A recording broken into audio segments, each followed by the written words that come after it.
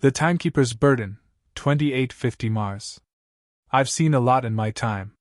Civilizations rise and fall, empires crumble, wars, revolutions, I've watched them all. I've fought to protect history, to keep the timeline on course, unseen and unremembered. But Mars, well, Mars was different. In my time, Mars is a thriving world, part of the United Terran Alliance, which spans 5 worlds and 15 artificial habitations in the Sol system alone. But this was Mars in 2850, and it was still on the brink of transformation. I held the DG pad in my hand, the message as clear as ever, but somehow friendlier now, almost as if whoever was sending these notes was a long-time companion.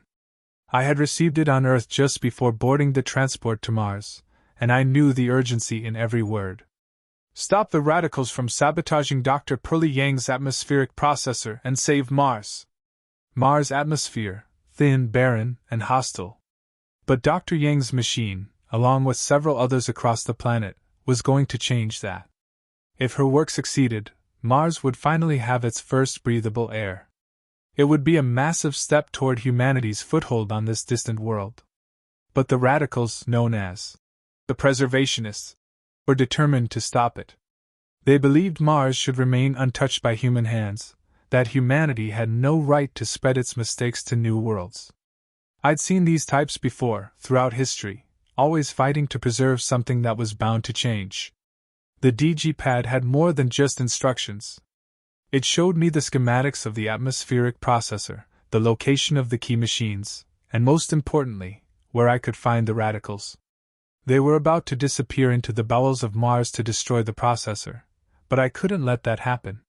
When I arrived at the Mars colony, the machine loomed in the distance, with the final phase of construction almost completed. The atmosphere processor hummed with potential. Mars was on the cusp of a breakthrough, but it would all be for nothing if the radicals succeeded in their plan. I knew where to find them. The radicals were hiding out in a drinking establishment, gathering to finalize their sabotage attempt. I had to act quickly.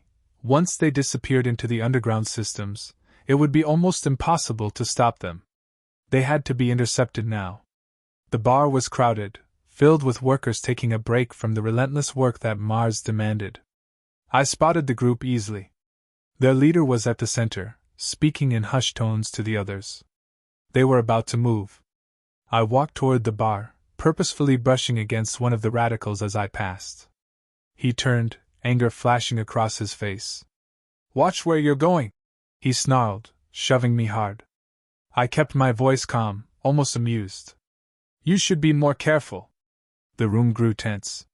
People began to take notice, and more importantly, so did the colony's security officers nearby. This was what I needed, a chance to stop them publicly, without revealing my true mission. The radical, a thug by the look of him, didn't back down.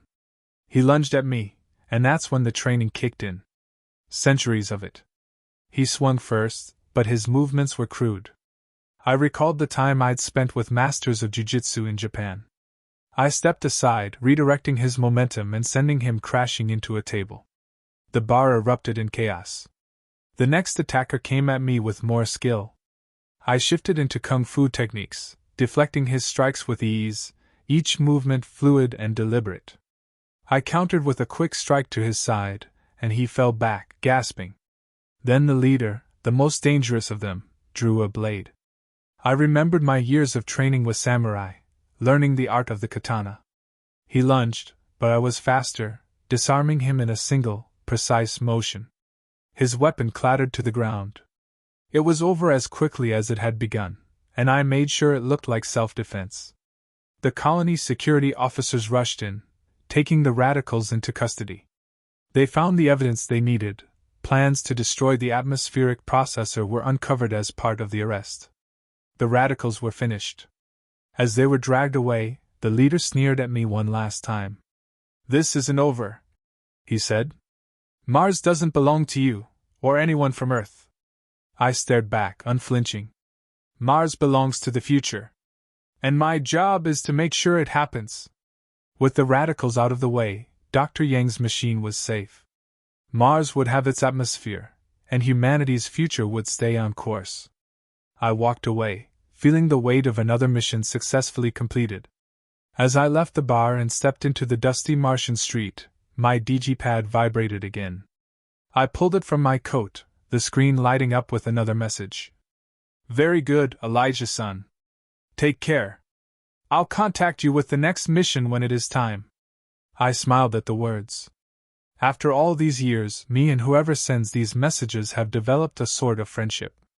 I pocketed the digipad and looked out toward the Martian horizon, where the final phase of humanity's greatest experiment was about to unfold. My work here was done, for now. But the future never rests, and neither can I.